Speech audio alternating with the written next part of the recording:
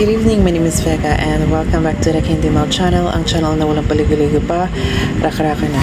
So for today's video ay uulitin natin yung ginawa natin last March 2024 kung saan nag-rate ako ng mga sunscreen na nagamit ko within the year. Now for this video, I am going to rate the sunscreens that I have used this year. Ahora mismo, let's start rating the sunscreen that I have used this year. Now first on our list is this Habibi Skin Whitening Sunscreen that has 50 SPF. And I am going to rate this 2 out of 10 kasi hindi ko talaga siya nagustuhan. Sa packaging pa lang, yung mga printing niya, as you can see, hindi ko alam if kita nyo, pero nabubura na yung mga printing niya ng mga information. So, sad to say, hindi ko siya nagustuhan. And aside from that, I also don't like the texture of this sunscreen. Papakita ko sa inyo. Para kasi siyang, ang dami yung tubig, besh. Tsaka, para siyang foam. Para siyang foam na basta hindi ko maintindihan yung texture niya. Aside from that, napaka-oily ng product na ito pag nilagay mo siya sa iyong skin, and hindi po talaga siya bagay sa mga oily skin type na katulad ko. Next on our list is this sunscreen Flawless White Gel Cream from Perfect Skin. And ang SPF nito is 60, and I am going to rate this 5 out of 10. Kasi, sakto lang naman siya. Kaso nga lang, meron siyang scent. At saka, if tulad ko kayo na medyo sensitive ang skin sa mga scent, then I would not suggest this sunscreen kasi for sure ma-irritate yung skin mo, at saka dadami yung pimples mo, because I have tried it and ayun nga, nagka-pimple ako sa sunscreen na ito.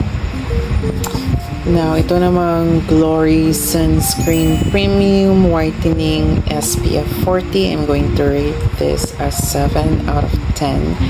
Okay naman siya, guys. Wala siyang gaanong white cast. But same sa previous na sunscreen natin, it does have a scent. Pero hindi naman gaano ka-strong ng scent na ito tulad nung sunscreen previously. Kaya 7 out of 10. Next sunscreen is from Sugar Doll Skin. This sunscreen have SPF 50, UVA, UVB, broad spectrum protection, and I'm going to rate this 8 out of 10. Okay naman itong sunscreen nito. Medyo maliit yung white cast pag nilagay mo siya sa yung skin. Ang hindi ko lang nagustuhan nito is if mag-apply ka ng moisturizer, of course, unahin natin yung moisturizer, di ba? Before ito, is nanonotice ko is nagsiseparate yung mga products na medyo nagkahalo-halo yung moisturizer at saka itong sunscreen na ito. So that is why I'm rating it as 8 out of 10. Yan lang pa. Last but not the least is 7 Days by Her Skin Power Sun Protect Sunscreen with SPF 40 Broad Spectrum, and I'm going to rate this 10 out of 10. Actually, hindi siya 10 out of 10. I am going to rate this 50 out of 10 kasi nagustuhan ko itong sunscreen ito, and I think I'm going to buy a new one because hindi naman siya malapit na maubos kasi, guys. Ano siya, matagal siya maubos. Matagal na to sa akin, pero hindi ko naman tinitipid yung sarili ko, pero ang dami niya pa rin. At saka, isa sa mga nagustuhan ko sa product na ito is that walang white cast. Napaka-smooth niya ilagay sa iyong balat. Hindi ako nagka-pimples. At saka, ayun na nga, medyo mura siya. Ilalagay ko lang yung yung mga prices ng mga sunscreen ito sa screen. Tingnan nyo lang dyan. mura siya at saka napakasulit kasi ang tagal niya maubos. Hanggang ngayon, medyo puno pa rin siya. So, I love this sunscreen. I think na ito na po yung sunscreen na favorite ko at gagamitin ko ng matagal.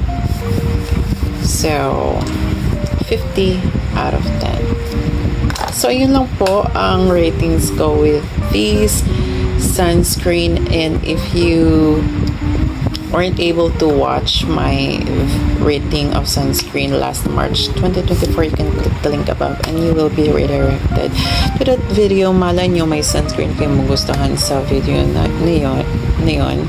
So check that out and see you soonest on my videos in the future. Ciao for now, guys.